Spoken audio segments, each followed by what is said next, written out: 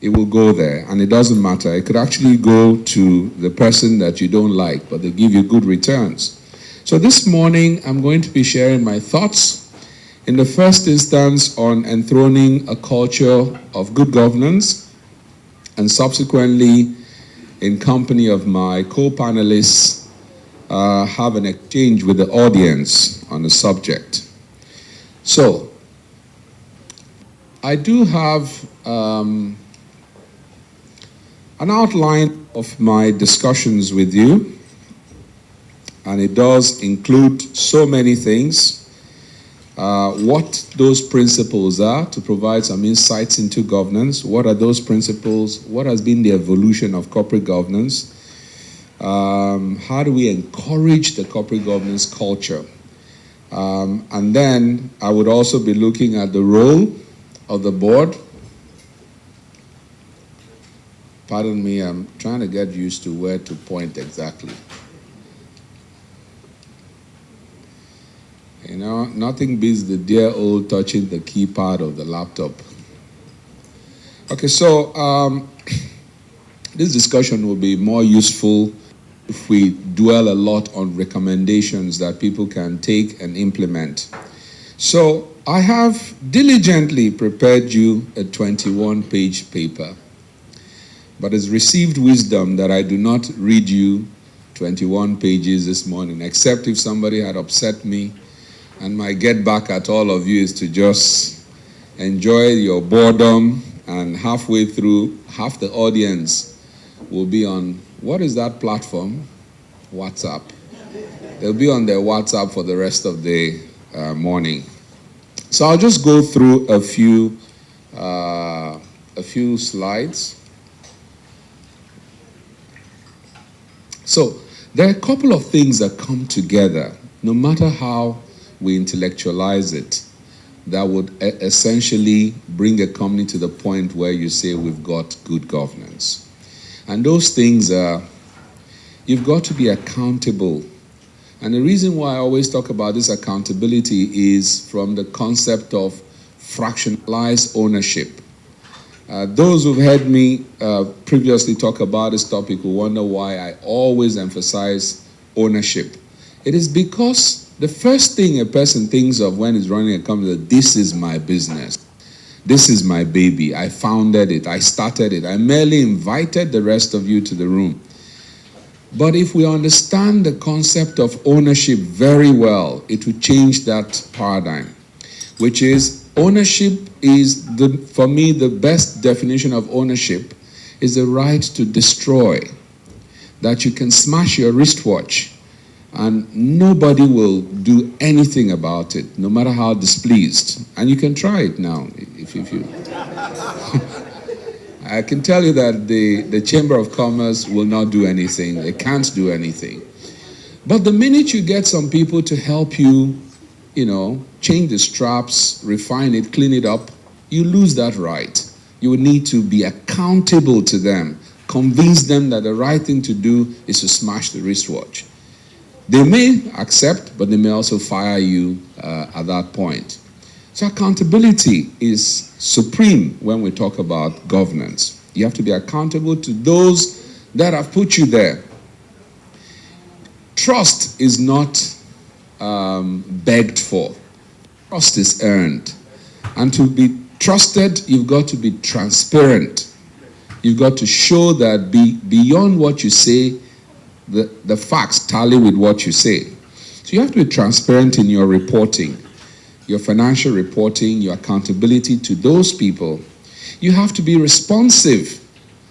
If you get disconnected from the trend in the industry, especially these days we talk about what Harvard Business School professor Christenstein talks about, disruptive tendencies and industry changes. You will wake up and find out that you're now like Kodak, looking for 36 exposures.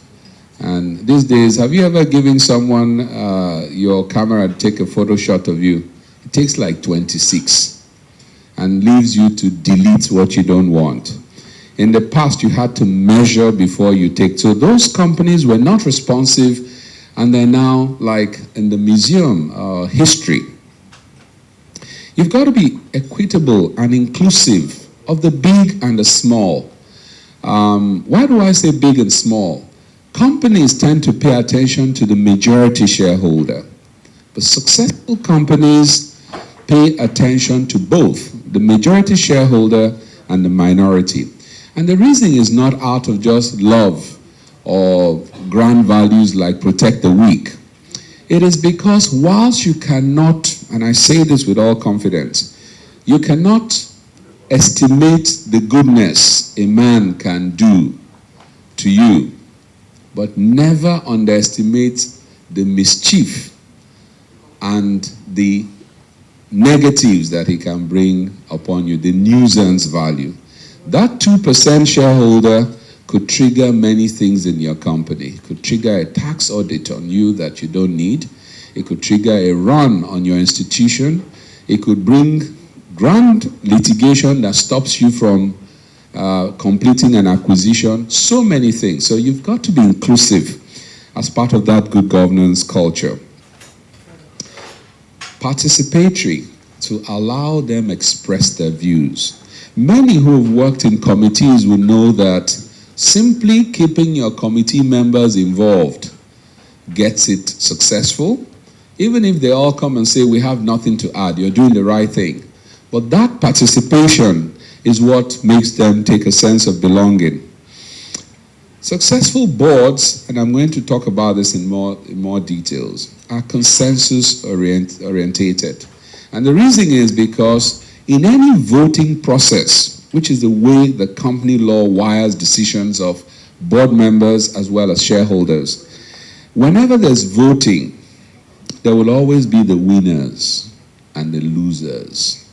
And it takes good leadership to reintegrate the losers. If you fail to reintegrate the losers, you will have in your midst very disgruntled people waiting for you in some dark corridor. They will meet you someday. Some way, somehow, the person's focus is to even up on the day they lost to your mighty polling demands that you got your way out.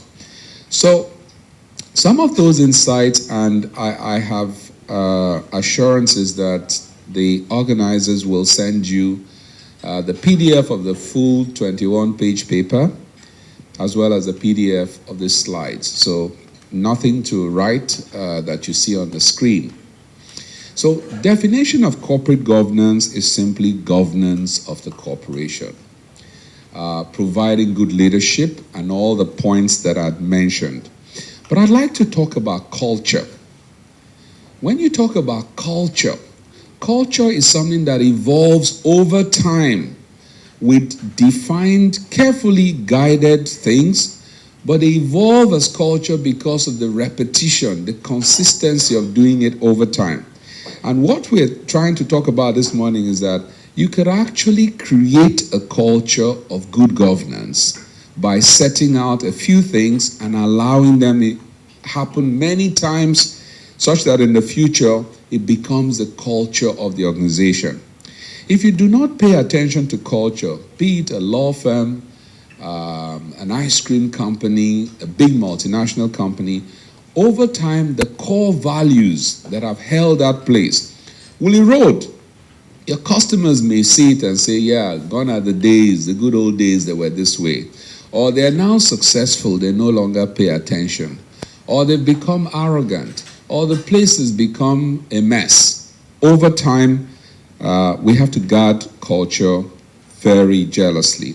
And they relate to expectations that people have, experiences, the philosophy behind your business, the values, and this will all together be the guide to employee behavior. So culture, as I said, is developed over time and directly influences the way that people perceive you and the way that you actually do things. So it's a merger of perception and reality, in a sense. But then, when we look at research over time, we see that companies that have fallen out in Nigeria, particularly, are those who, over time, migrated from reality, to the things that they have created along the line. I say this as an illustration. If we look at Enron, Enron's collapse was not just because the board members went to sleep. It was because the company mutated. Enron, as we know, it was an energy company. They produced energy, electricity.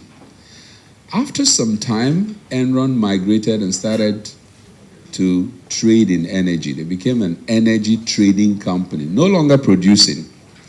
And now, over some time, Enron migrated to derivatives of energy trading, futures, promissory notes. And they were no longer dealing with trading and were no longer dealing with power.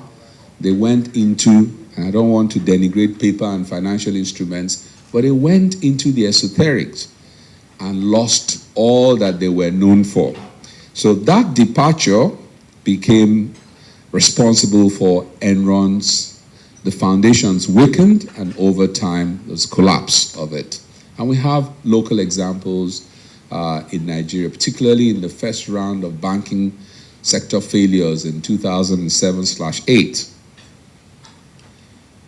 Now, it's important that I say, why do we talk about good corporate governance? It must suggest that there's bad corporate governance.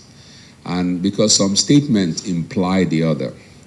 I'll pause now to just share the thing about language, share in a lighter mood. So I often have this banters at immigration points when I get into a country. And my wife particularly doesn't like it because the fallout is that you may be turned back. The immigration officer has the right to tell you to go back to your country. So he says to me, what are you here? I told him. He said, so what do you do? I told him, I'm a barrister, I'm a senior advocate of Nigeria. He says, what is that? What is SAN? So I told him it used to be Queen's Counsel. He said, oh, so why did you change it from Queen's Counsel? And I said, yeah, because she's no longer my queen. She's your queen now. No disrespect to the anthem we sang this morning. And he said to me, but are you really better off? Because I hear there's a lot of corruption in your country. So I said to him, corruption? Is that an English word? He said to me, yeah, of course, with a sense of pride. It's an English word. I said, aha, you see, it must have started here then. He said, yeah, I see why you're a lawyer. Stamps it.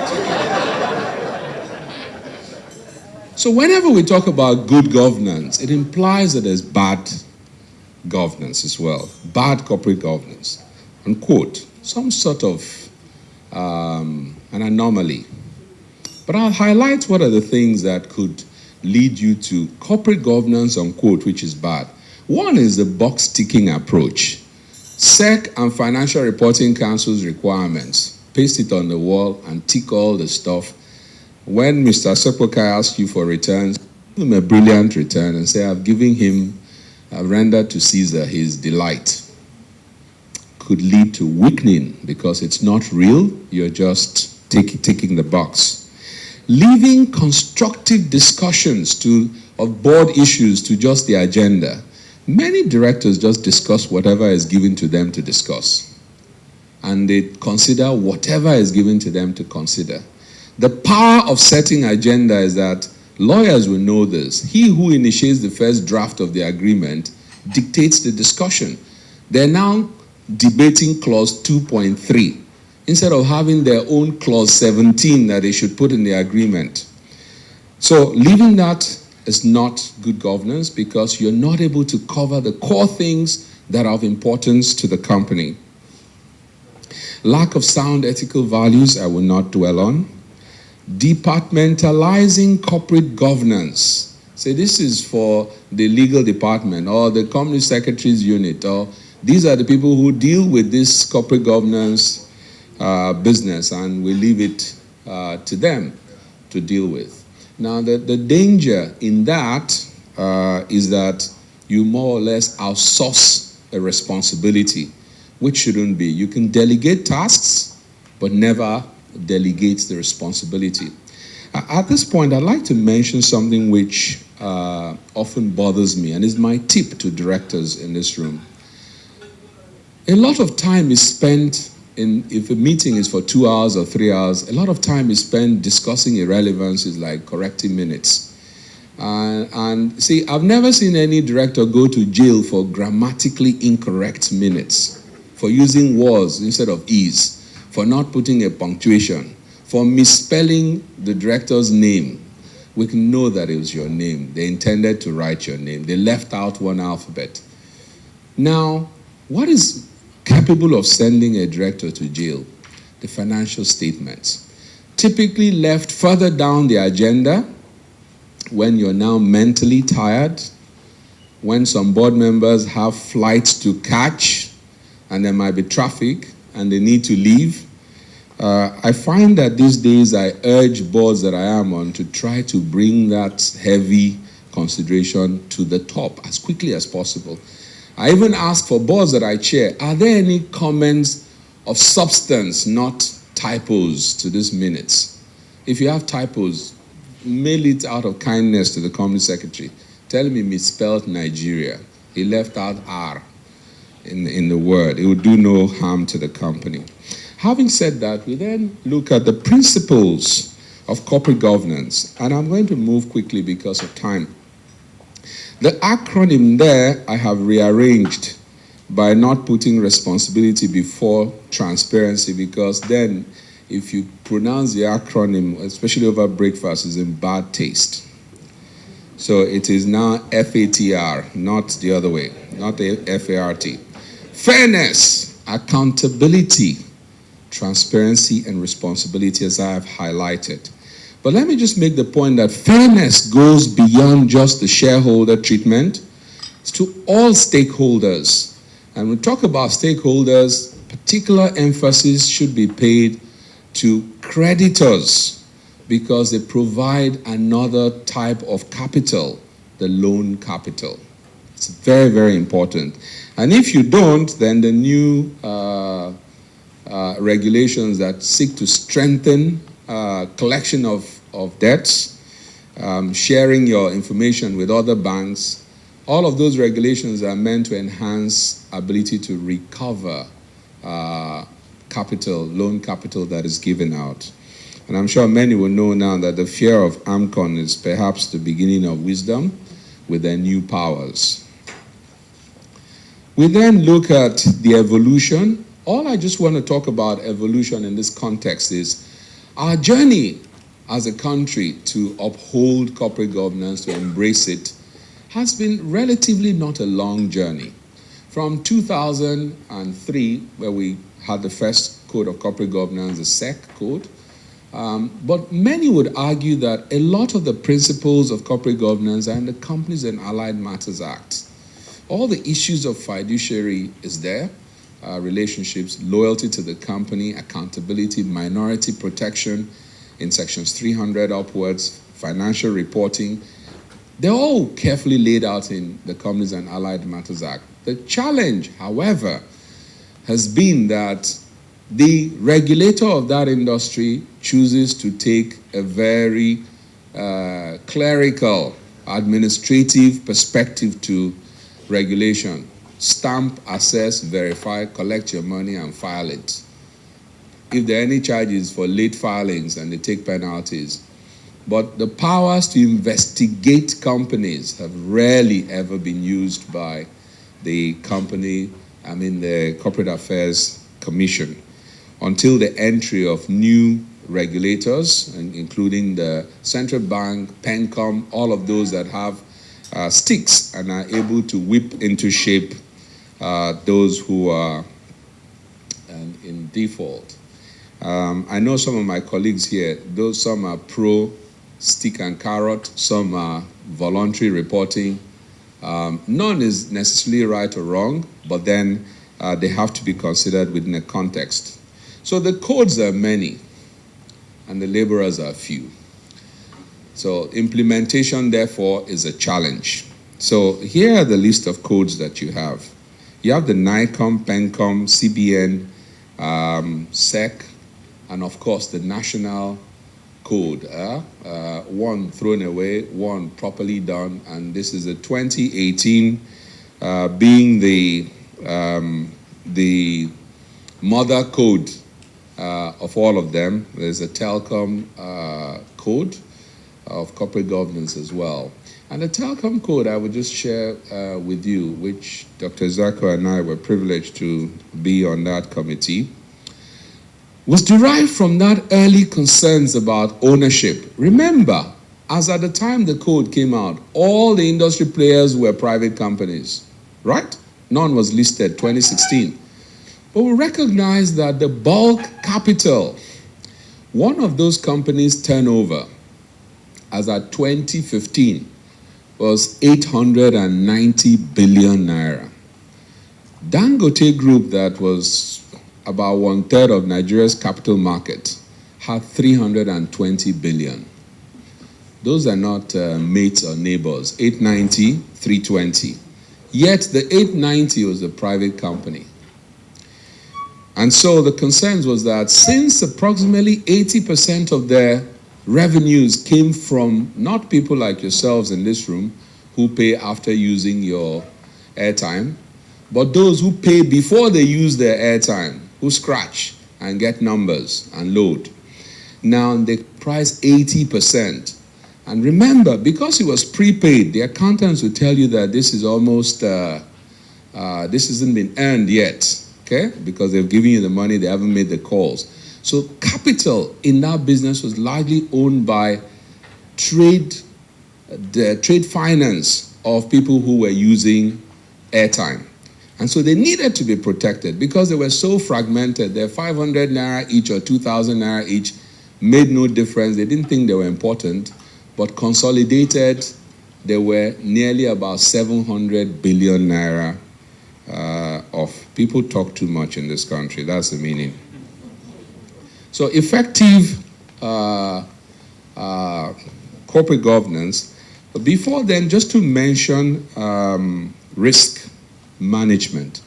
It's important to talk about risk management because a lot of the things that have happened here, happen in companies that lead to failures, do not happen suddenly or overnight. There are things that build up, either reactions to changes in the economy, or there are things that about governance, reporting issues over time that have gone negative. But if you put all of these things together, you would see that what affects the business climate, aside of what is outside of the control of companies, things like rule of law, adherence, obedience to court orders, having certainty. The businessman can deal with risk. He will simply take a calculated risk and price it properly. The higher the risk, the more expensive it is. If I send you to a war zone, you charge me twice or thrice what you would here. But what the businessman has a nightmare over is uncertainties. Changing the rules halfway, finding out that certain things are not the way he expected. It's like changing the rules of a football match after 70 minutes. Nobody can deal with that. You suddenly tell them that, sorry, gentlemen, people are enjoying the match. This match will now last for 4 hours. The players will give up because it wasn't in their contemplation. Stakeholder assurance, and if you put all of these things together, the ultimate benefit will be for the economy. I'm going to move and quickly talk about the key elements.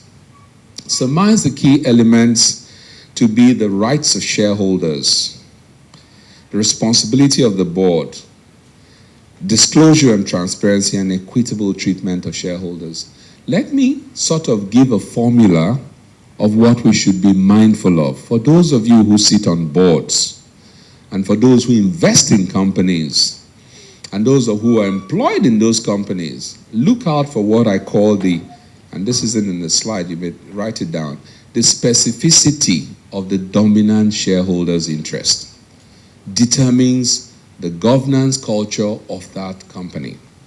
Now, by specificity, I mean, how does the dominant shareholder take his returns? A, is it residual in nature? meaning income minus expense, profit. Caesar takes his 30% or 32, and the rest is divided. Chances are that that company will be well run. A lot of multinationals are structured that way. After shaving off their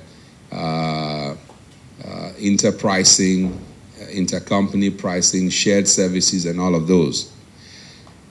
Or is the company, the dominant shareholder's interest, contractually structured, meaning income minus a huge bloated expenditure comprising franchise fees, royalty fees, management technical services fees, consulting fees, IT, depository charges to the subsidiary. Where you have that, it matters not to the dominant shareholder that there's no profit, because the returns are taking sideways.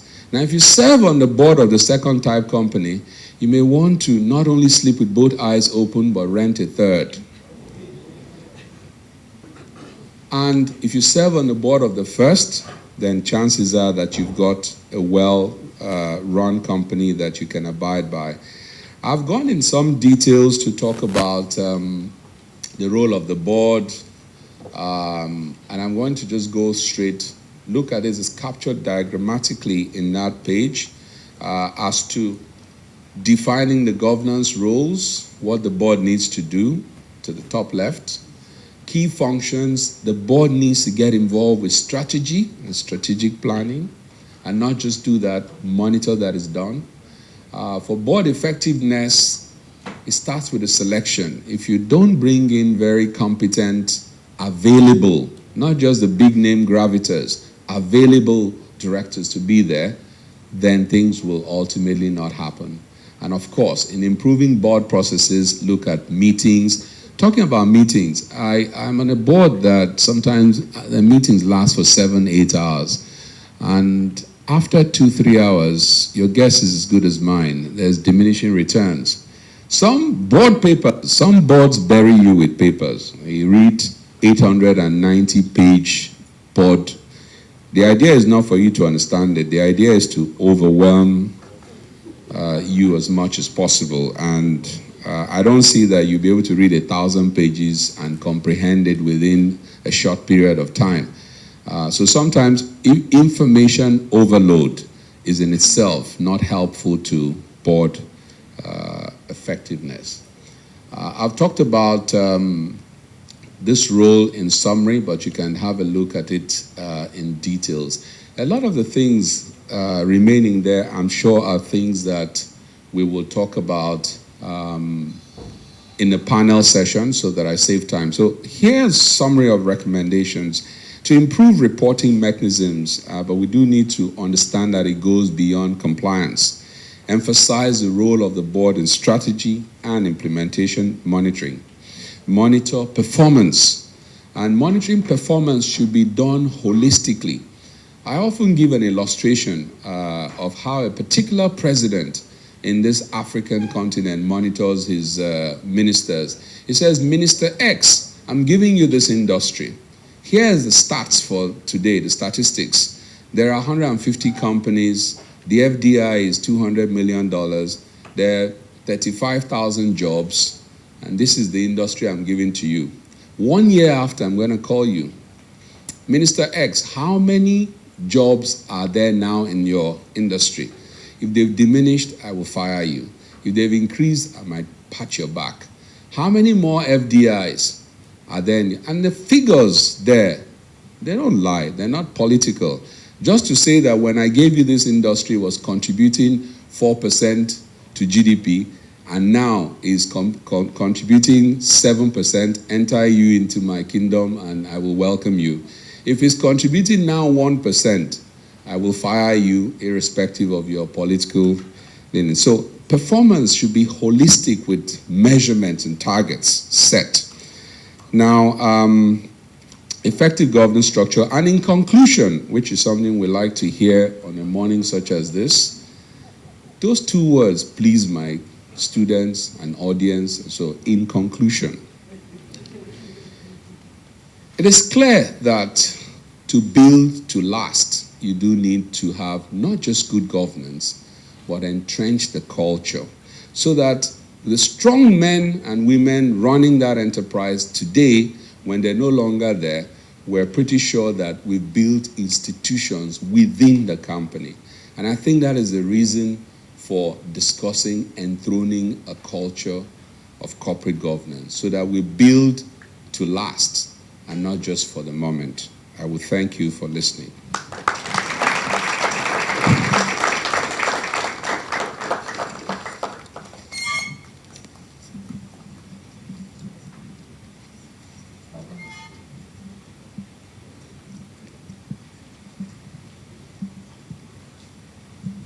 Thank you very much, Fabian. I'm sure he deserves a bigger round of applause than that. Very, very well said, like a true professor. You know, there are some topics that used to bore of us when we were in school, you know, and but he has made this a very interesting thing. I've had the pleasure to listen to you in the past, and I'm sure, again, people have enjoyed listening to this very important topic. And I'm sure, again, during the panel discussion, we would all have the opportunity to drill down and ask specific questions you might have for Fabian. But before we go on, please allow me to introduce Mr. Akitude, our patron, who is there, one of our patrons who is there. Mr. Akitude just got in, past president of the chamber. Thank you very much, sir, for being part of this event. I would also crave your indulgence to recognize the presence of our council members who are around. Please, all council members of the NBCC that are around. Council members, yes, I can see Prince Olashore. Okay, a priest does not get up when subjects speak, right? So, thank you very much. We'll discuss that in council meeting. Mrs. Adeyemi and also Akim Oguniro, thank you very much for helping to put all of this together. I can also see Mr. Femi Banwo here and Chief Onitiri, who are council members. Let me, before sitting down, thank our sponsors who have been kind to us.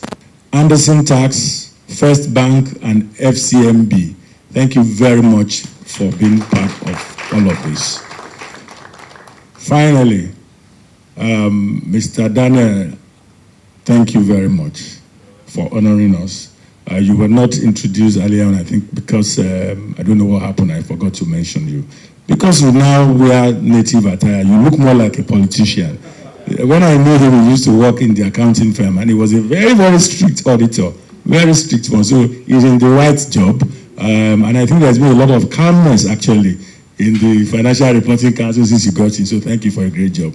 Mrs. Adeyemi, I think it's time now for you to be welcome to be the moderator for the panel discussion. Thank you.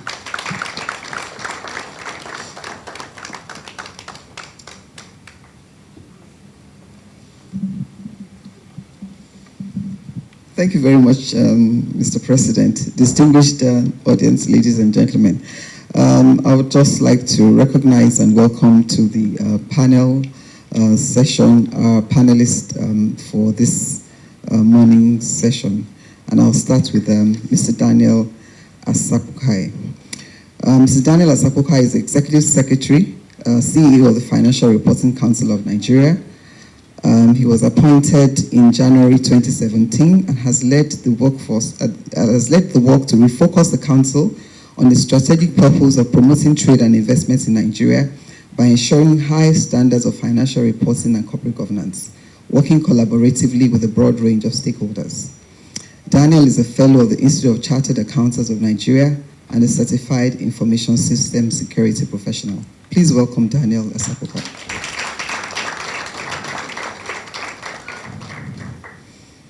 Like Fabian had noted, we have all the heavyweights of corporate governance in our midst this morning. The second panelist is Professor Nat Ofo, who is a professor of corporate law and governance and IT law, College of Law, Igbinedion University. Is a fellow and past president of the Chartered Secretaries and Administrators of Nigeria and remains a member of its governing council.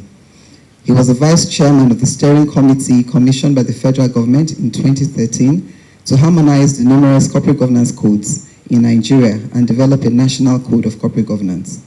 He was also a member of the technical committee appointed by the FRC in 2018 to review the suspended National Code of Corporate Governance, which developed the Nigerian Code of Corporate Governance 2018. Please welcome Professor Nat Offo.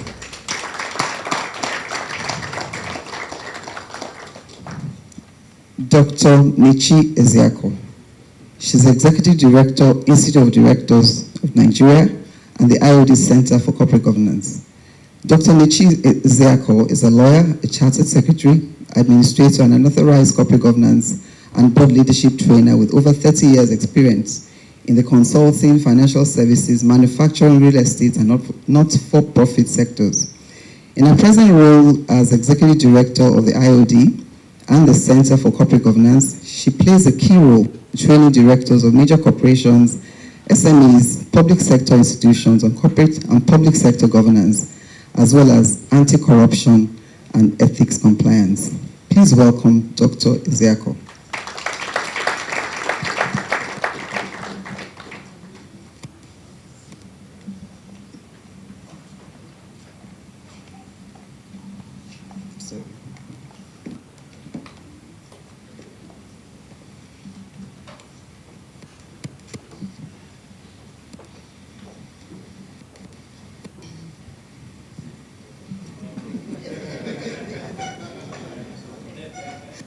I didn't want to try that. I'm not quite sure what will happen. Thank you. Thank you. Okay, I'm going to start with you, Fabian. I know you just dropped the microphone, but I can't help but ask this question that has troubled my mind for a while. So you've spoken very eloquently about corporate governance as it affects the corporation, as it affects private entities mostly. It has been said that there's how far an organization can go if you do not have the governance at a national level. So, I mean, and we've spoken about attracting FDIs. The organizations will do all that they can to comply with the codes and, you know, implement good corporate governance, accountability, transparency, and all of that. How does that go side by side with what happens at the national level, the governance of the nation? I'm not putting you on the spot, please. Thank you very much, BC. This is a very good question because you cannot operate in isolation of the environment that you live in. When, for instance, lawyers talk about what is comparable in other jurisdictions, my first point is that those jurisdictions have wider GDP, stronger rule of law compliance, and we need to look at your concern within the context of what we have. I started by quoting Arthur Levitt for this same purpose, and he was talking about what happens when the system, the country as a whole, Levitt was addressing the country. You have lax rules, you don't have rule of law, you don't abide by the principles of rule of law, you don't obey court orders. Here is what happens to an investor. An investor's concern is that if things go wrong, he will seek redress in the courts of the land. He also expects that the courts will be neutral and will be efficient. If that isn't happening, what happens is that the investor either A, runs away, or B, if he stays, he would ask for the kind of returns that make up for the uncertainties or risks that the country carries. So that is already happening by paying more insurance premium than the rest of the world would pay. Okay, maybe not the rest of the world, maybe Kabul and the other places that aren't so okay. That would happen by asking for higher returns, even on dollar loans, as against what would be asked for in, say, Denmark or Switzerland. So it's already happening. The framework within the country determines how well you would carry out your corporate governance and attract FDIs. So they're not separable, in my opinion. Thank you. Thank you. I just thought to use that to set the tone. Daniel, I would come to you with something again I'm sure will be on the minds of audience this morning. We've had, like Fabian had outlined, several codes, and we still have, at the last count, we'll probably have about 7 or 8 sectoral codes. And now we have the FRC code, the Nigerian Code of Corporate Governance. Question is, in terms of compliance and vis-a-vis the existing codes, what's the relationship? What's going to happen to the sectoral codes as we know them? Thanks. I think to answer your question directly, the sectoral codes will disappear. And for sectors that require stringent practices to implement the principles of the national code, the regulators will issue implementation guidelines. But to speak more generally, again, going to the question you just asked, Fabian, I think I enjoyed your paper, and you touched on a number of important points. The first being that good governance attracts capital, and that when there is bad governance, it doesn't only affect the entity that demonstrates bad governance, it affects other companies within that sector and ultimately the country. And how capital is not patriotic and not emotional. Now, when you look at the issue about governance and what happens at the national level, you can look at it in different respects. So my recent example I draw on is, in preparing for this, the notes I received talked about corruption being endemic in Nigeria.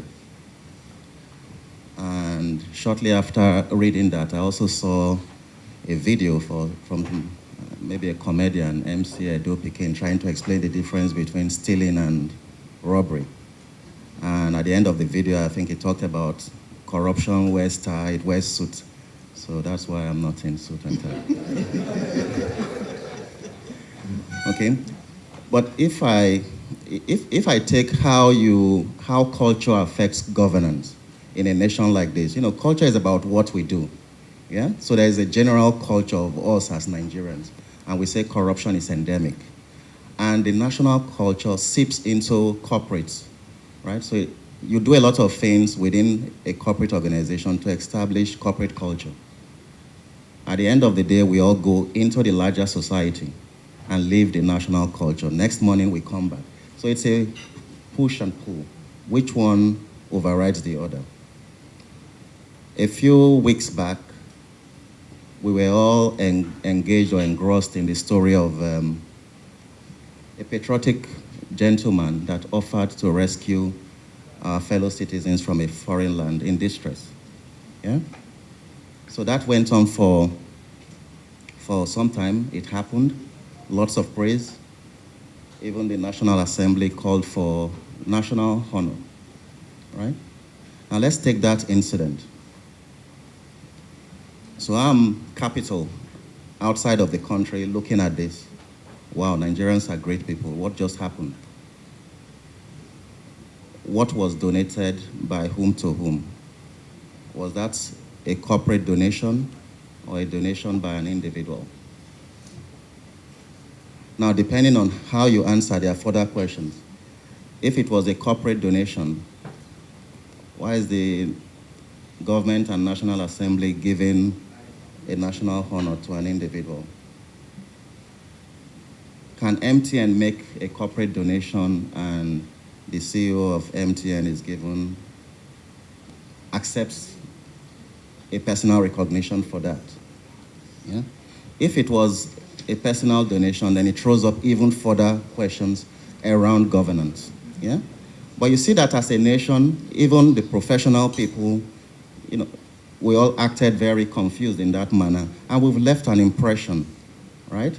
So even to people within that entity, because I saw somebody in finance did come up with a figure that this is going to cost us about 30 million or whatever the number is, right?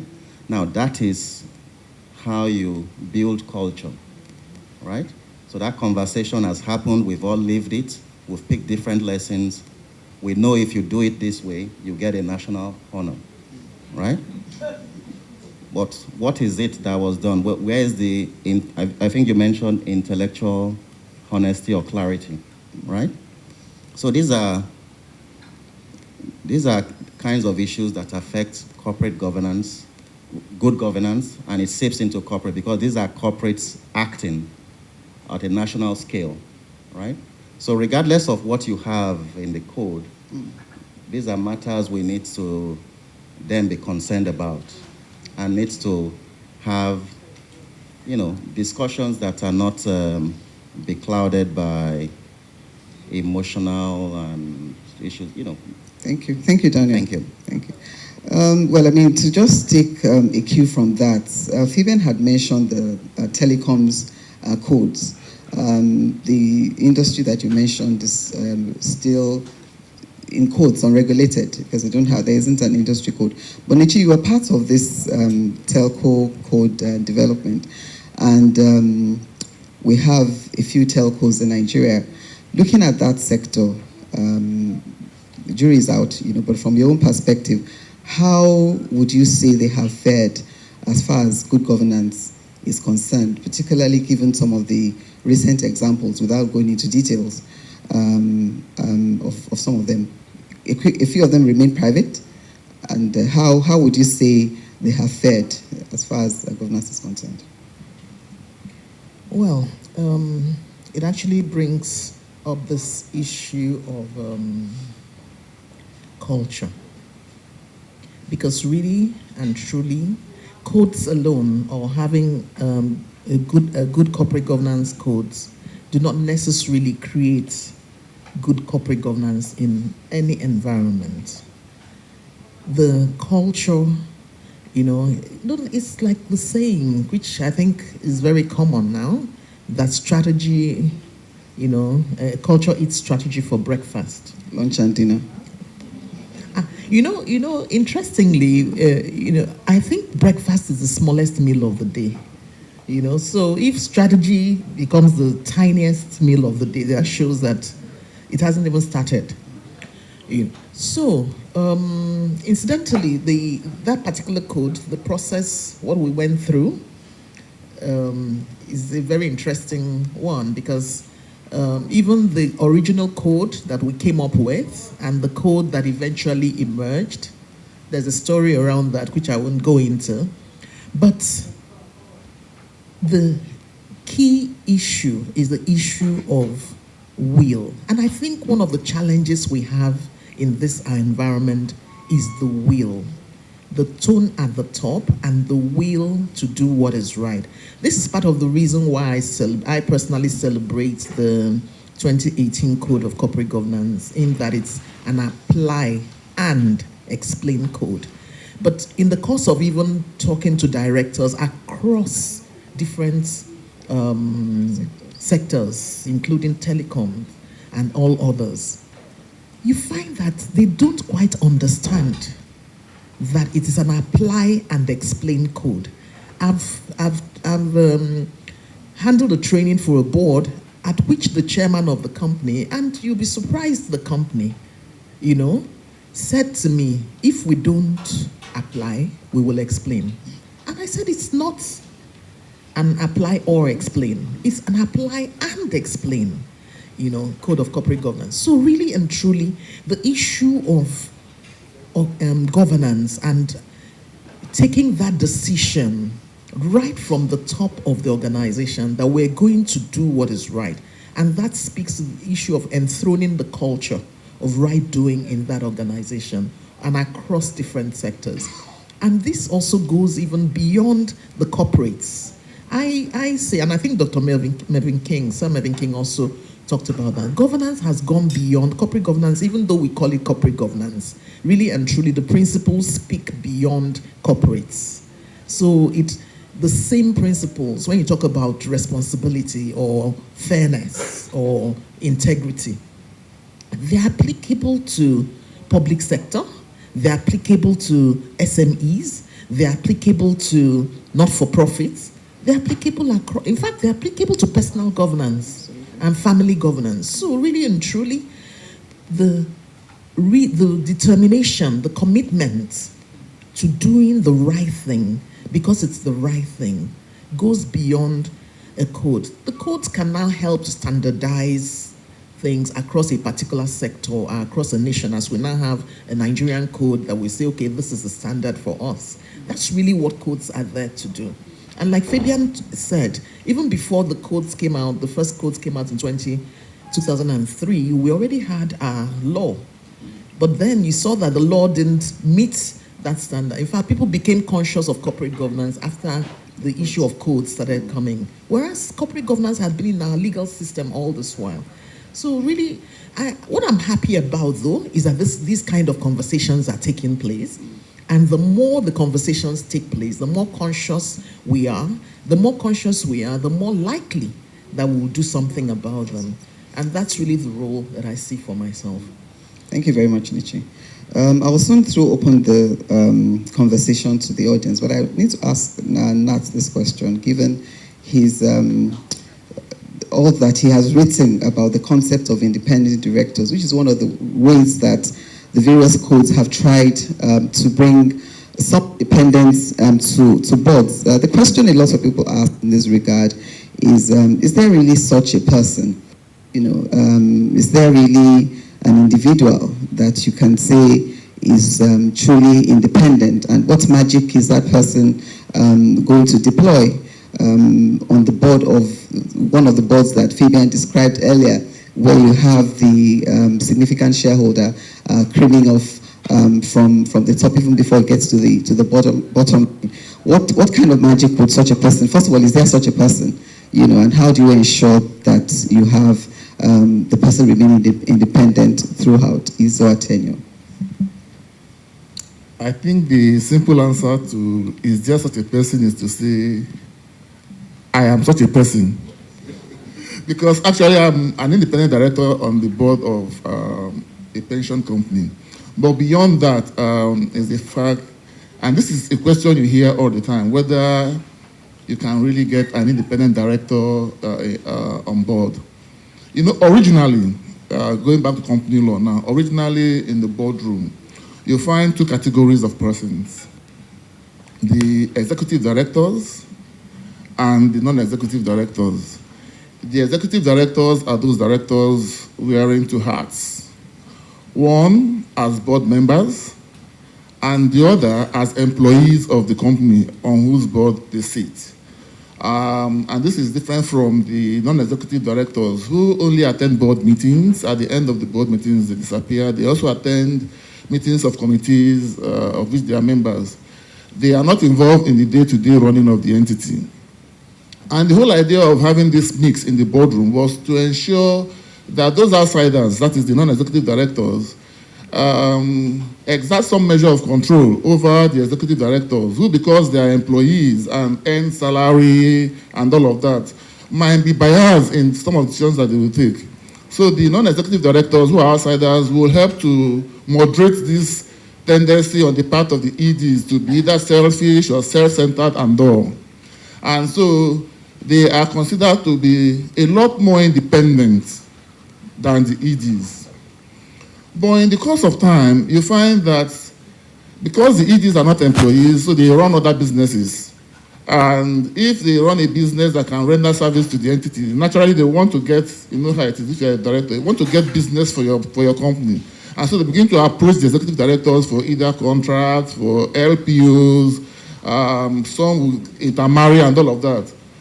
So over time, you find that even the NEDs who are supposed to be outsiders, because of the relationship they now have with either management or the controlling shareholders and all of that, they now begin to lose their independence.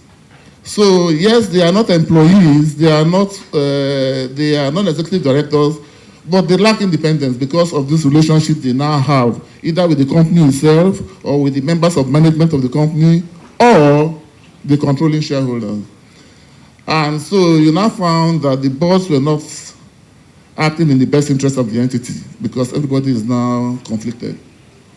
And that was why, in good wisdom, they now said, look, from the class of non-executive directors, let us have another group who, yes, they are non-executives, but they don't have all of these conflicting relationships that the other non-executive directors have.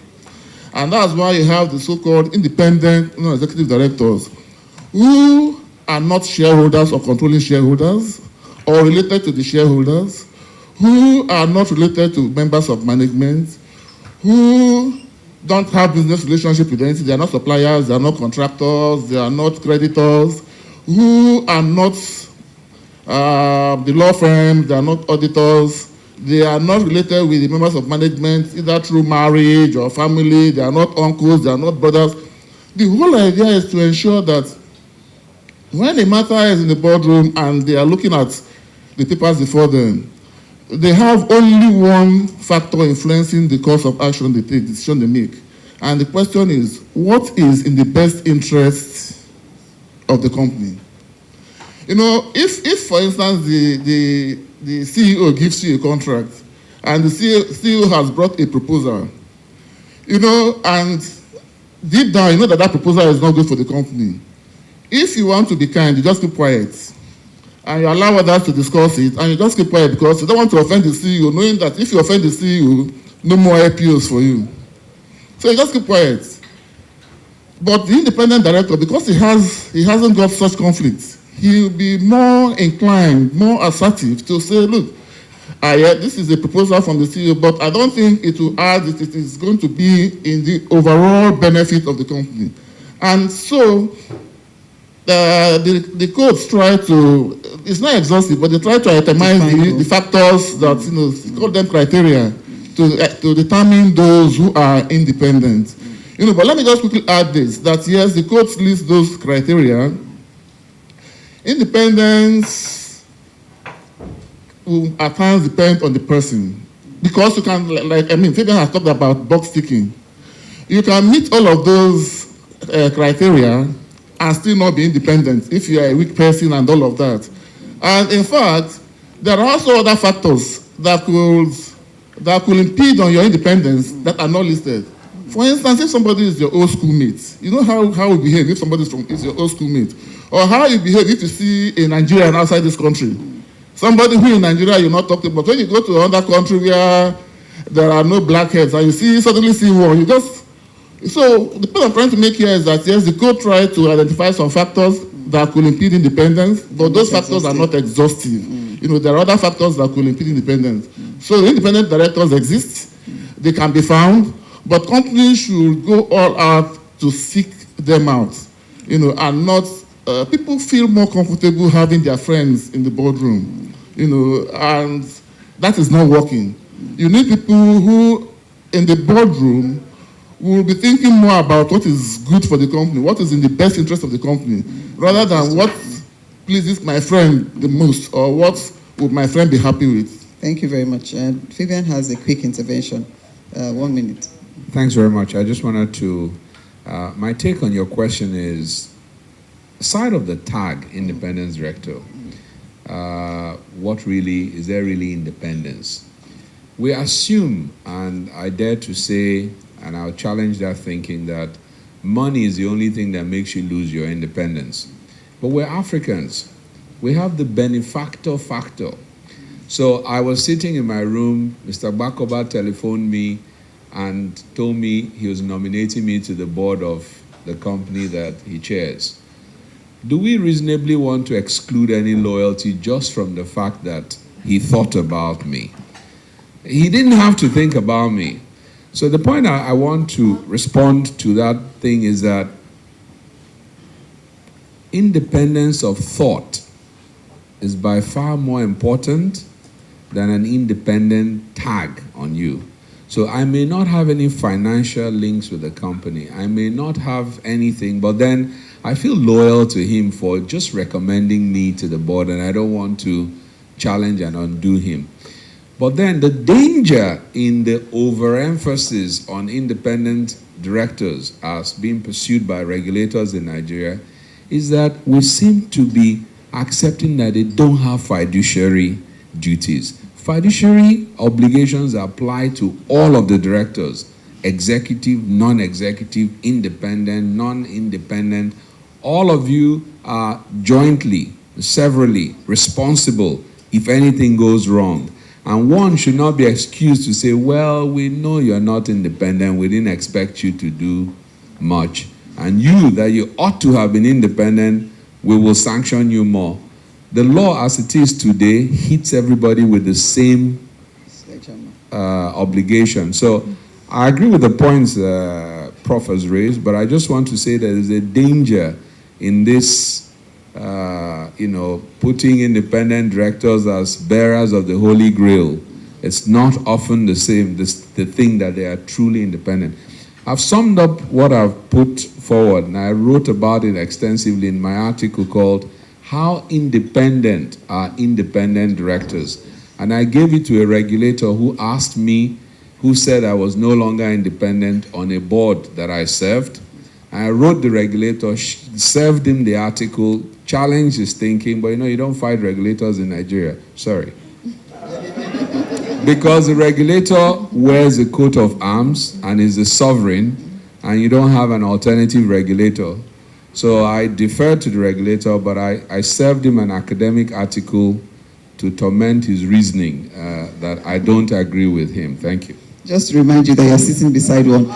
So I would open the conversation to the audience. We'll take 5 questions in the first round. If time permits, take another set. So when you get up to speak, please identify yourself, the name of your organization, and just ask one question, if you please. If you want to direct it to a particular panelist, please say so. Otherwise, we'll just leave it to the discretion of the panel to answer. There's a question here.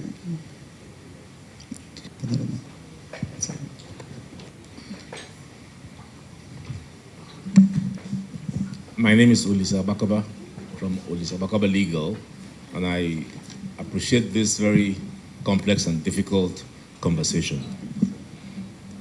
Let me just paint a picture to shock us all about the problem.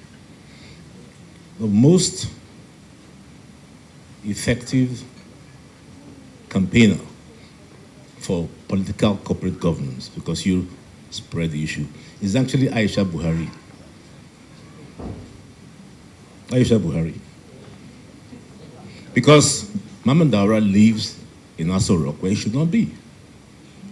So you begin to see the terrible challenge we face with this complex subject. But all the same, I thank the President for convening it, and I just leave it as a thought. Thank you. Thank you, sir. Very duly noted, sir. Would answer in response. Good morning. Okay, I'm KK Kelechi from First Bank. Okay, I have a question for, I presume, Mr. Asopokai. We have seen different codes for corporate governance, and I think a bit of what we may call a combined code in Nigeria.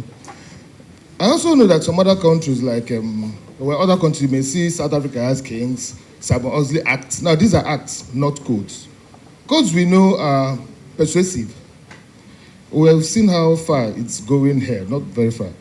So maybe in the short and medium term, let me say maybe 5 years to 10 years, are there plans by the federal government to enact some of these codes? I understand that some, like banks, have their own special regulators that actually, through regulations, enacted this, and maybe like happened with the charities and churches. These are targeted, maybe something happened and then we acted reactive, but want to act proactive. At what point can we take it like maybe a threshold of PLCs or companies, let's be a bit proactive. Are there plans to enact such things in next short and medium term? Thank you. This one there. Okay. Good morning.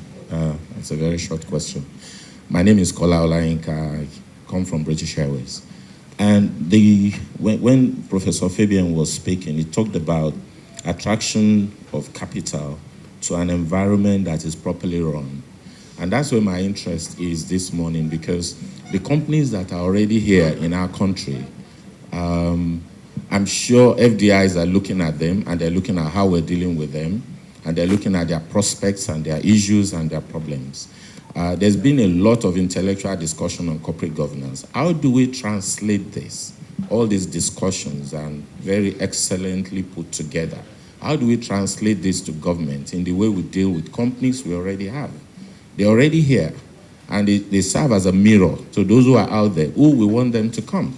We actually want them to come. We want assembly plants in Nigeria because it's going to create jobs and all different multiplier effects. How do we translate all this back to the guys in government? Thank you. Thank you. There's a hand up there.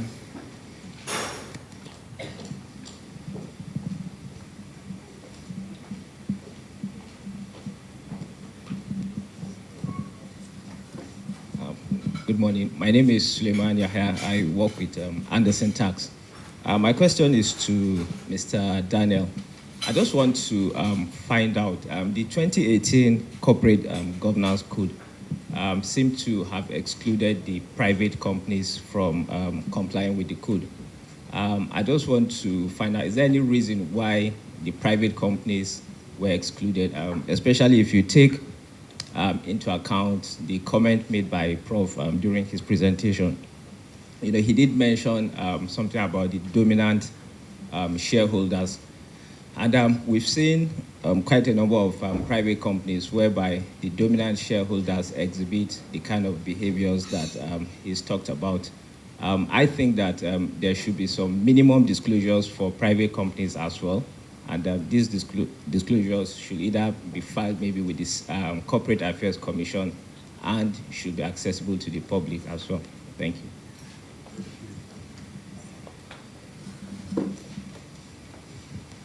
Good morning. My name is Gideon Adeleke from Unified Payments. My question is to Mr. Daniel, and I want his personal opinion on this. I'm looking at somebody that is a regulator of a sector or of an industry, turning around after leaving the office, becoming or sitting on the board of the same company he has been regulating. We have a question here. This end. Yeah. The last one here.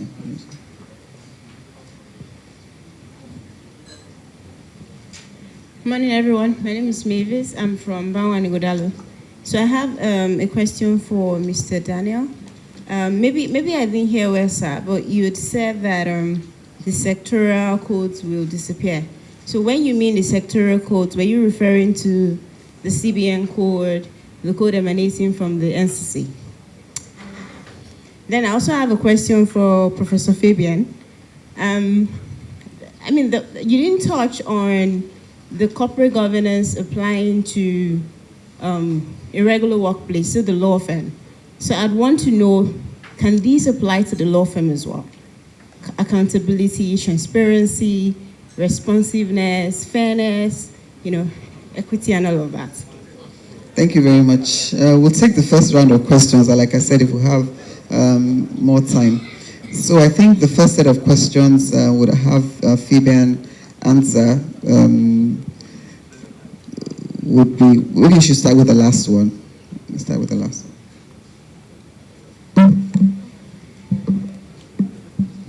Thank you very much. I was already going to start from the last one, coming from my learned colleague and touching to our primary constituency. So the highly respected Mr. Banwo is here, so I'm going to be looking at him. So our colleague thinks that we should imbibe good governance in law firms. I think it's an excellent idea. I wouldn't discuss in the context of corporate governance. We're not corporates. We're Mr. Banwo practicing in conjunction with Mr. Godalo under the name and style. So we're not corporates. Secondly, but the principles of good governance, respect for rules, good culture within the firm, fairness, accountability to your stakeholders, all of those principles are things we should emulate. And it ties to the question the gentleman asked about why is the code not covering private companies? So private companies are supposed to emulate that. Much of the regulation is already embedded in the Companies and Allied Matters Act for private companies. They just didn't want to burden them with finding an independent director and doing all the other things that might put so much pressure on them. And remember, we were coming from a background of a disputed code, and we needed to have a code that people bought into. And the preponderance of opinion is that some of those private entities should not be saddled with the sort of responsibility the bigger PLCs, listed companies, should have. I had the question about people serving on boards of companies that they previously regulated their industry. Maybe you're throwing a moral question, but I would deal with it starting with law. A lot of the regulations that exist will tend to prohibit you from serving the cool-off period. It's about 5 years for the particular industry that you insinuate that, for the big telco.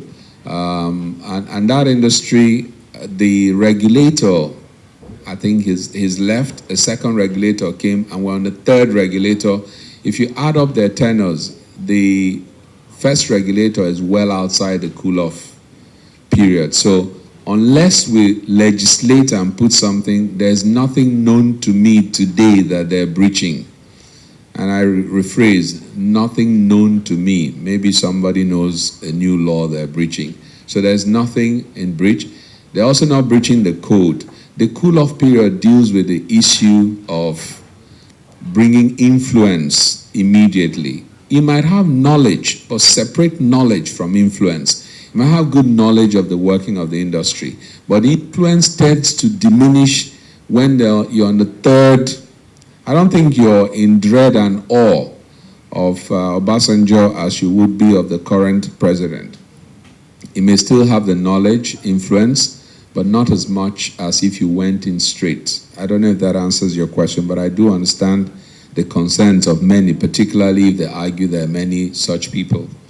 There was a particular question I wanted to answer, and that would be... On attracting capital, would that be the one?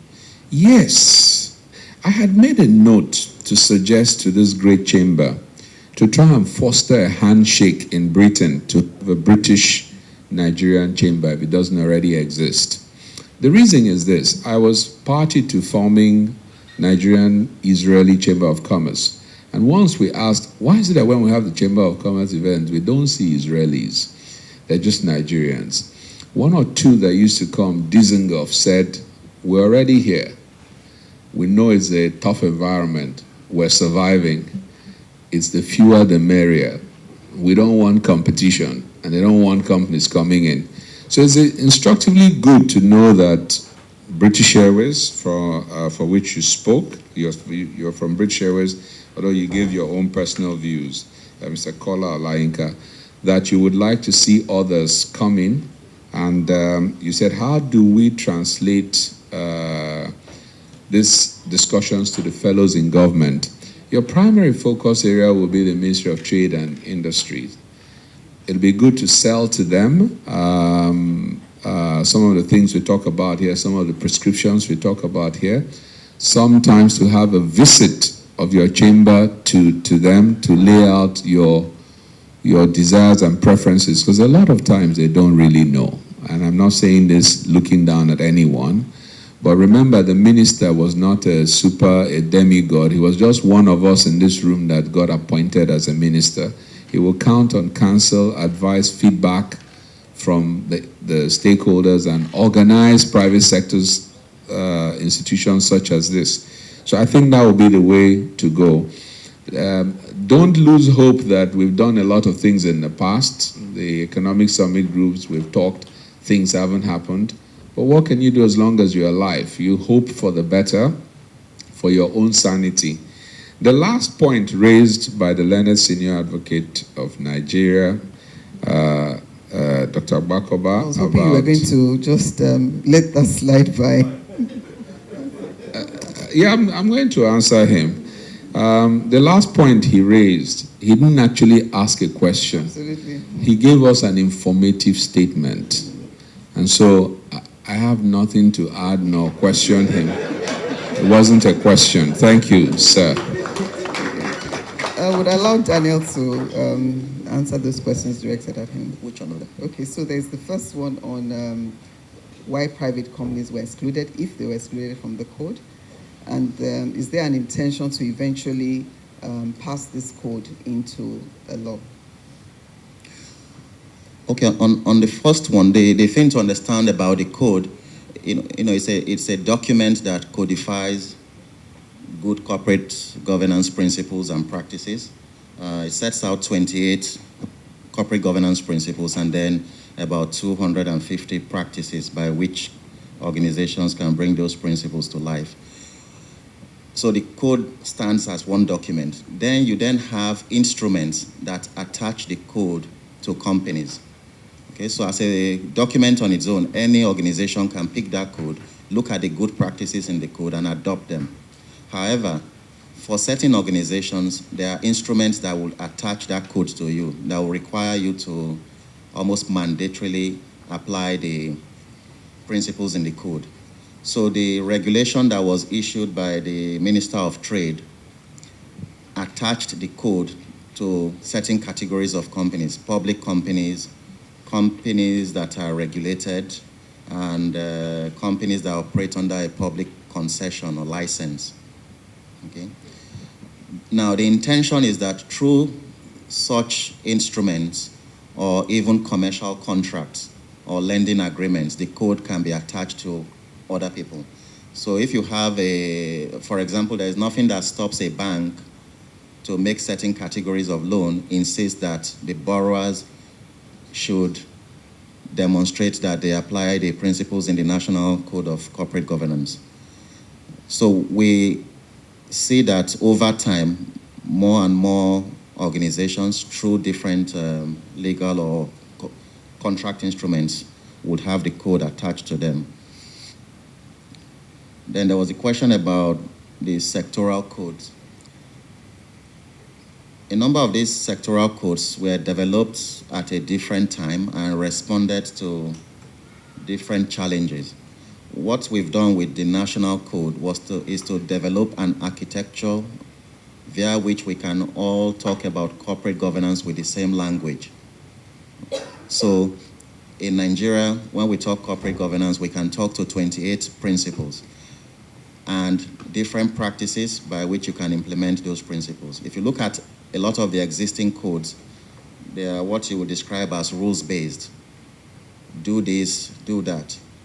So what a number of the sector regulators are doing with their codes now, because we've asked them to align, first of all, align your codes to the national code. So you pick your different requirements, let's say there are 50, and take each one. What principle of corporate governance does this speak to? When you do that alignment, you may find maybe 40 items in a particular code have been covered in the national code in terms of alignment to principles. Now, there are sectors where, for prudential or risk management purposes, let's say banking, the regulator would want operators in that sector in implementing that principle of governance to do things in a particular manner or to a particular degree. All you then need to do is to specify in an implementation guideline to the operators in that sector, say if you are composing your board to achieve diversity, do X, Y, Z. These are the particular kinds of skills or talents you must provide. These are the different types of board committees. So, we believe it's a framework which, everything can coexist in. Like I explained to people, if you take the different codes today, there are no conflicts. There is nothing in the CBN code that you've been asked to do that something in the national code would preclude you from doing. But there's work in terms of streamlining, aligning so that we all speak in the same language. And the beauty of that is, it's a tool we can use to democratize corporate governance. Your education curriculum can, speak to a framework which everybody understands because we're talking about the same principles. And if we refine it over time, that can also follow through. And whether or not you would pass the codes into laws at some point, I mean, it depends. I think you mentioned earlier, corporate governance, as far as we're concerned in Nigeria, we're on a journey, and it's not been a particularly long journey. If you take critical sectors of the economy, if I take the oil and gas sector, for example, you have a regulator like DPR. In terms of their licensing arrangements or requirements, corporate governance almost does not feature. To get a banking license today or to be a pension operator, there are things you must demonstrate to the regulator from day one in terms of your board composition, in terms of board committees, how you will run the entity before you get a license. Yeah? But you can form a company today and close a multi-billion-dollar contract with the government of Nigeria in the oil and gas space with nobody asking you anything about governance of the institution. So in that kind of sector, there's a lot of work to do in terms of education and advocacy, starting with the regulator and then the operators. I mentioned the aviation sector earlier. NCAA, in their licensing arrangements, is almost zilch about governance. If you can afford a plane, you can get a pilot and get that you can start a commercial airline with nobody asking you what's your board and all of that. So there's a lot of work to do, even in the 5-10 year space, in different critical sectors of the economy that I don't think moving codes into legislation or law will be a priority. Thank you very much. Our time is fast spent, so we'll not be able to take any further questions. I would just like our panelists to share parting words for 1 minute each, starting with Dr. Nat. There's one question that was not addressed, and that is the question about a regulator becoming a board member. Fabian actually did. Fabian addressed it, yes. No, it's okay. If you have, then... just to mention that there is really nothing wrong about that, insofar as there is a cooling off period, and that in the code. That is what we have in the code. There should be a cooling off period, but a regulator can eventually be on the board of a company here. On the issue of the sectoral code, let me just give an insight. In the pension industry, there is PENCOM, and because I am closely connected to that industry, I'll tell you that PENCOM is presently developing corporate governance guidelines. It is in draft form now, and the guidelines as a document is supposed to operationalize the Nigerian Code of Corporate Governance 2018. I have seen the document, and I know that it has taken into cognizance all the things that are in the Nigerian Code of Corporate Governance, and then added some few things they think are necessary for that sector. And it is not also true to say that the Nigerian Code of Corporate Governance does not apply to private companies. All the PFAs, for instance, are all private companies. The Nigerian Code of Corporate Governance, yes, applies to all public companies, it applies to all listed companies, but it also applies to every other company that has a regulator. So if you are a private company and you have a regulator, for instance, the PFAs, not all banks are PLCs, for instance, the code applies to you. So it is an erroneous impression to think that the Nigerian Code of Corporate Governance does not apply to private companies. It does apply to private companies. It depends on the sector you belong. Dan has mentioned the farm, for instance, and there are some areas that you don't have regulators like that. So maybe it might not apply to you. But if you file returns to a regulator, other than tax and your CAC, then the code applies to you. Thank you very much. Thank you very much. Final words. My final words are for gratitude for the opportunity to talk about this topic. So I thank the Chamber and the organizers. I'd like to particularly mention my associate, Adobe Onyegboma, who helped me with research on my paper. Thank you. Thank you. Daniel, final words. Well, my final words is to commend the Code of Corporate Governance 2018 to everybody. What we've attempted to do with the code is, for the first time as a nation, have a codification of what good corporate governance looks like. And the idea is not for FRC to thereby become the policeman of good corporate governance and checking what each company has done. It is so that the man on the street has a good codification of what good corporate governance should look like and can hold to account every public interest entity that you have a stake in. And my great joy will be the day somebody or some institution is able to institute a court case against a corporate and say they have not demonstrated good corporate governance and in accordance with the National Code principle number days practice XYZ. You will have the full support of the FRC. Thank you. Thank you very much, Nichi. Thank you for the opportunity to speak here. I just wanted to add one or two comments. And Daniel had actually touched a bit on that. But we're talking about culture. And really and truly, corporate governance is about culture.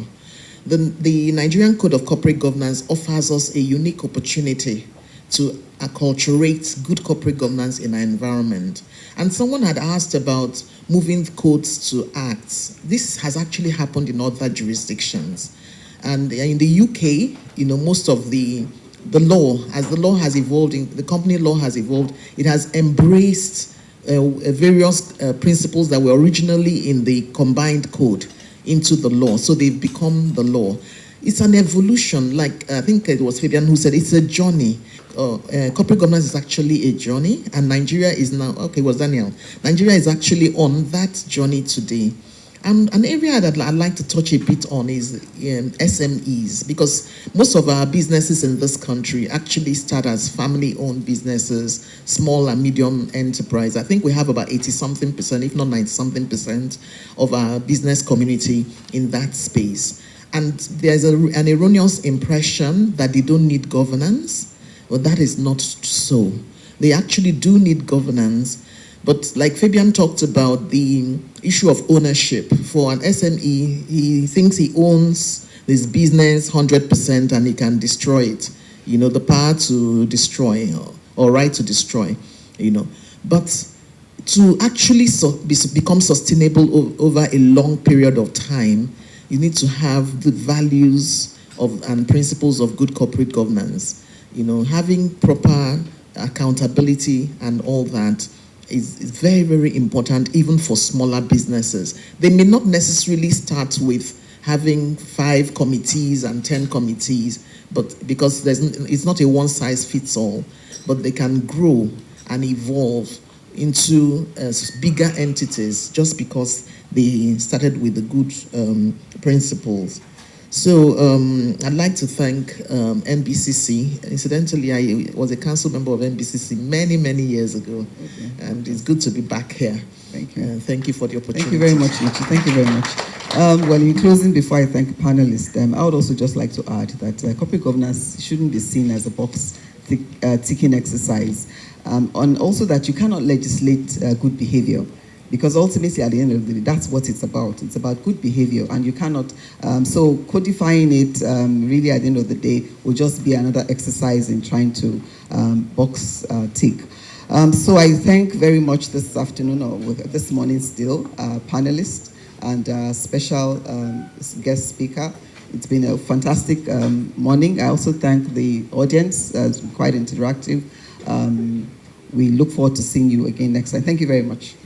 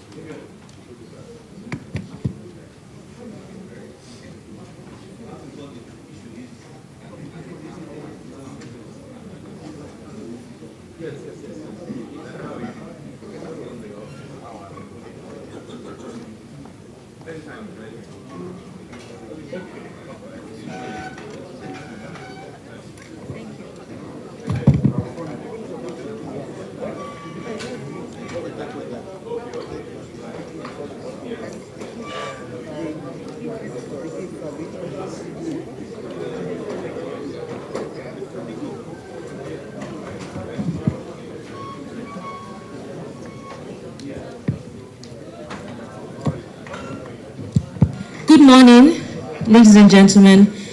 Sorry, can we please be seated? We would like to especially recognize our speakers for actually delivering a good presentation to us and a good panel discussion. So I would like to invite the President once again to hand out the gifts that we have for the speakers.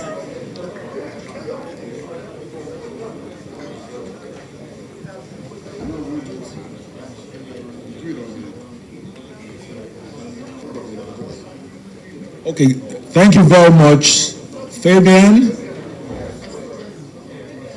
Fabian, please. On behalf of all of us at NBCC, I would like to thank you very much for a wonderful event and for giving us so much of knowledge about a subject that I know matters to your heart. So thank you. We have very little to give to you as part of corporate governance, yeah?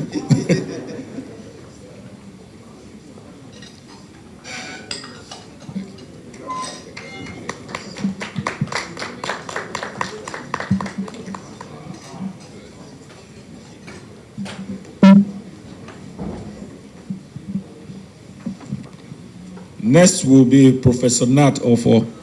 Thank you very much.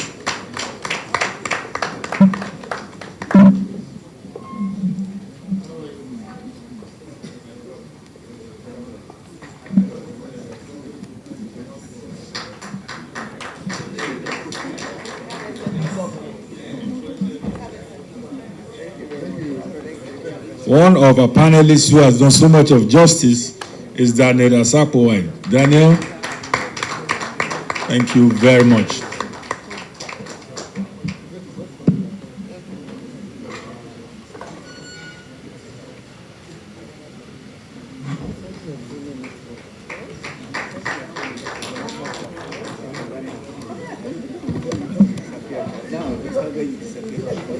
Dr. Nechi Ezeako.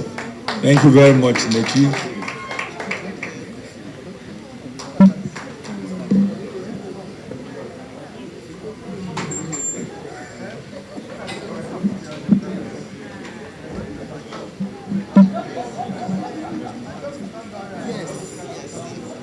And of course, our own Deputy President, one of us, Mrs. BC Adeyemi. Thank you very much, BC.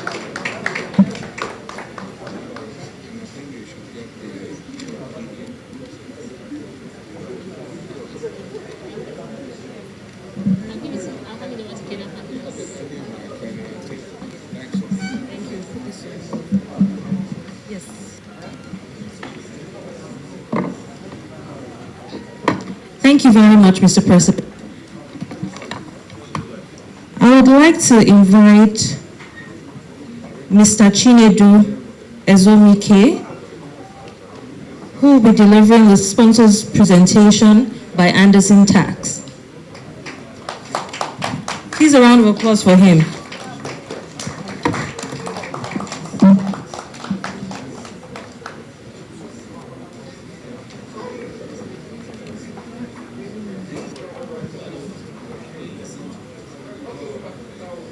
May we please be seated? Let's try and honor our sponsors for today as they give the presentation. We would keep going as the speakers take pictures with our presidency and council members, but please let's give them our attention for a few minutes. Thank you. Thank you very much. And good morning, everyone. My name is Chinedu Ezomike. I work with Anderson Tax. I just want to make a few comments. So like some of the speakers already alluded to, we are in a very challenging environment in Nigeria, very challenging business environment. Sorry. So I deal with taxation. And clearly, in Nigeria, we have a serious government revenue challenge. I'm sure some of us have seen the budget. The challenge is how will government get the required revenue to fund the budget for this year. So there is definitely an increased focus of taxation, and the focus is expected to continue. We have also seen quite a lot of incidents of regulatory overreach. Regulators trying to overstep their bounds, and some of them trying to also see themselves as revenue collectors. The question for businesses really, at the end of the day, is how do you survive? How do you do your business? Nigeria, we have a lot of opportunities. There's a lot of way for businesses to do business and make money. But how do you survive? And for me, I think the issue is still around corporate governance. Identify and manage all risks. Here, speaking specifically to tax and regulatory risks. And I said the solution really is to partner with an excellent support team. So this, like in summary, my comments. And this is where Anderson Tax comes in as an excellent support. To say that Anderson Tax is a specialized tax and regulatory firm, our objective is to work with our clients to deliver their business objectives while complying fully with the tax and regulatory laws in Nigeria. Anderson Tax, the biggest question I always get is this at Anderson? And yes, and the answer is yes, this is at Anderson. Focus on tax and regulatory services now. Headquarters in San Francisco, US, with more than 4,500 professionals worldwide, and operating in more than 152 locations and still increasing. We have a very large presence in Africa, currently in more than 18 countries, and still spreading out. So we are well positioned to work with our clients because tax and regulatory matters is at the heart of corporate governance. And I think that ties clearly to the topic that we handled today. So the kind of services we provide, tax planning, tax compliance, tax regulatory services, and business support. That's basically allowing companies to focus on their business and allow us to handle their tax and regulatory issues. So I would say thank you very much to the organizers for allowing me to make a few comments, and thank you very much.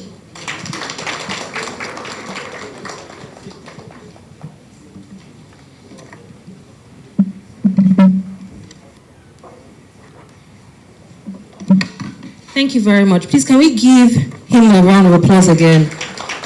I think we had a bit of distraction, so we'll send the presentation to everyone, if that's okay, so people can take a look at it again. Apologies for that. We should have done the presentation before we took the pictures, so we'll ensure that it doesn't happen going forward. So I would move on to taking the announcements.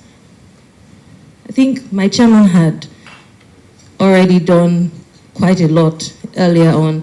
I just want to state that we have evaluation forms on the table, so please kindly help, just give us your feedback so we could do this better and improve on our services to you.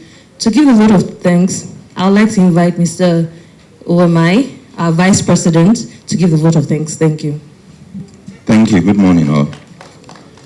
Sorry, please, can I have your attention for a few minutes? Because if thank you is not properly said, we may not have the opportunity of having this kind of breakfast again.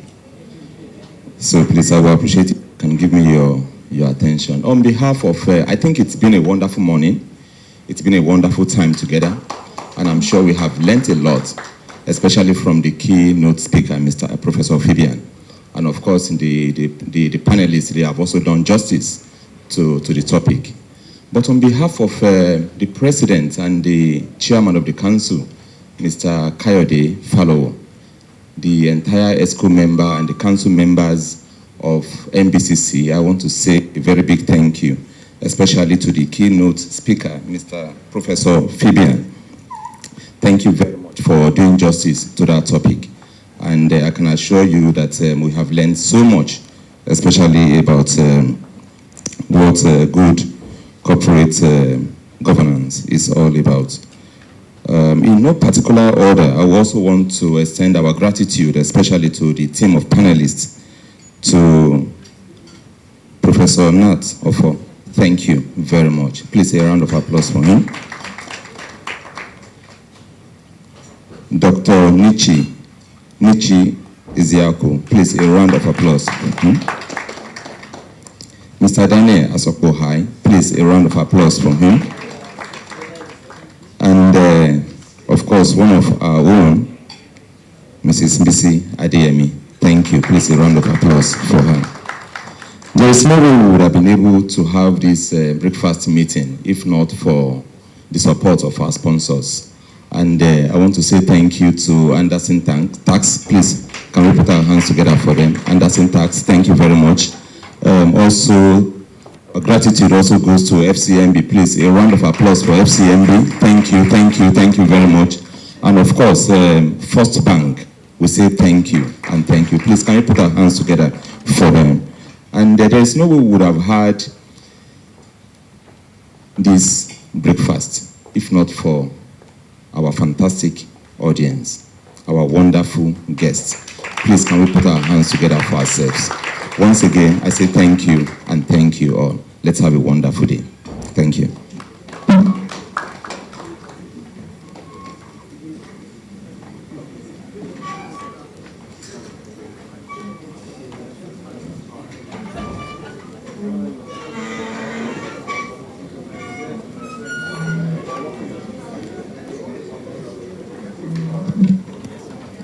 Please, breakfast is still served. We're still serving breakfast, so please feel free to help yourselves.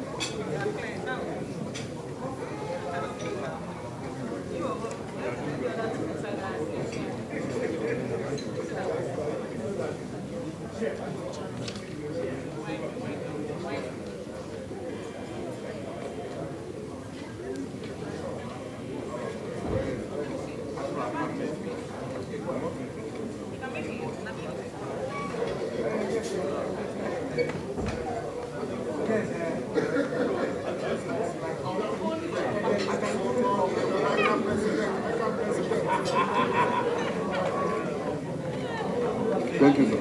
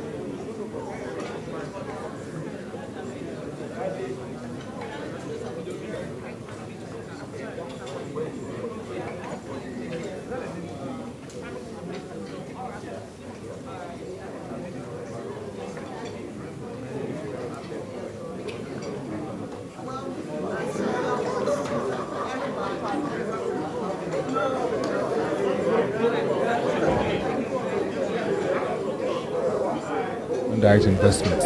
Can you expand on that for Nigeria at a time that it really needs to attract more FDIs to drive the economy? Well, thank you very much. I try to make the point that truly capital, when you talk about foreign direct investments, capital really knows no emotional issues. It's not patriotic. It only goes to where there's minimum economic environment of business and assured returns, meaning we've got to put a system that has a rule of law, reduction in policy shocks, and then a clear environment where people have certainties, not uncertainties. And I talk about the corporate governance of any system, that it's important because people will only invest either through loan capital or equity capital where they're assured that their capital will be well put to use through good governance, and that is about board accountability, fiduciary issues, financial reporting, all of those key elements that make a company great. And then we talked about building a culture of good governance, because that's the only way you can transition from a company run by a strong man to a company that has good structures, institutions within, good standard operating procedures, then they outlast their owner. So it's something, it's not no longer a good to have, it's a must to have, must now. You must have corporate governance. Apart from the fact that we know that you're the founding partner of Kenyan Partners, we know that you're involved in the Society for Corporate Governance in Nigeria, and there's need for the current corporate governance code to have a broad-based impact in sectors like even aviation, amongst other sectors, so that they can attract this capital required to transform the sectors. So what we'll be saying in terms of broadening corporate governance code in the country to sectors that will really need capital, because investors will not put their money where there is no predictability. To be frank, anytime you call on people to put money where there's fractioned ownership, meaning more than one person, you have to have a duty of accountability. It just goes without saying. Now, when you have that, people, you will attract capital. You don't need to pursue capital. You just simply attract them. And my involvement with the Society for Corporate Governance has been a long passion to spread this word, engage institutions, engage companies, stakeholders, investors, and that's how you can truly build a great system. And my commitment to it is there. So I make the point that these things are done both in the classroom, boardroom, and where there's a dispute, like the regulator said, and you go to the courtroom to resolve it. Thank you. Thank you.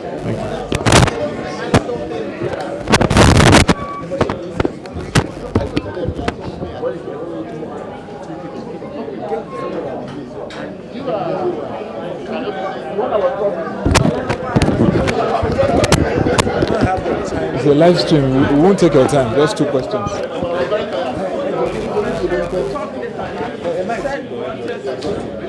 Sound check. What is that? So, President Mr. Kayode Falowo, your October edition of the NBCC Breakfast has looked at enthroning a culture of good governance, and we've heard that good governance is very critical to attracting capital. Tell us about hosting this and looking at this topic and how it's very critical for the economy and even the activity of NBCC. Okay, thank you very much. As we all know, a well-governed company is usually a very successful one. A lot of research has shown that companies that are well-governed tend to have very, very good market value. They also tend to have good profitability, and more importantly, they are able to sustain their reputation. Whether they are regulated or non-regulated, any company that observes good governance tends to reap all the benefits that a company is expected to reap, including the increase in shareholders' value. And therefore, we thought that from the perspective of companies, and indeed from the perspective of the entire Nigerian economy, it was important for us to bring this topic again back to the table.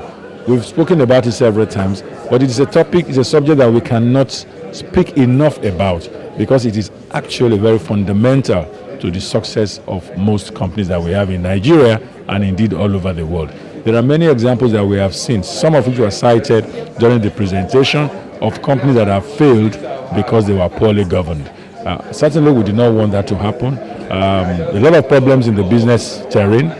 One that can be avoided is that of poor governance. And that is why, as a chamber, we thought it was important for us to also bring this to the table for the benefit of our members and, of course, also for the general public. So finally, you have members from different sectors and you're one of the biggest chambers in the country. Are you going to look further at capacity building for even SMEs in terms of deepening their good governance and corporate governance activities? Yes, certainly we do that. Indeed, we have what we call a LET committee, which is Learning, Education and Training Committee. That committee is a committee of the Council of NBCC, and it is headed by a very experienced trainer and a member of the chamber. LET committee carries out training on a regular basis, once every two months, for members of the public. In addition to the LET committee, we also have the MSME committee, which recognizes the fact that the MSMEs are not as strong as the full corporate enterprises, and therefore we have various training programs for them. I mean, not just about corporate governance, but we train them on all that, and more particularly also we help them to put governance structures in place, because indeed when they have better governance structures, they are then able to attract credit, they're able to attract better clientele, and they're able to sustain their businesses over a long time, and in doing so they also become better members of the Nigerian British Chamber of Commerce. Thank you very much, Mr. Kayode, for the time. Thank you.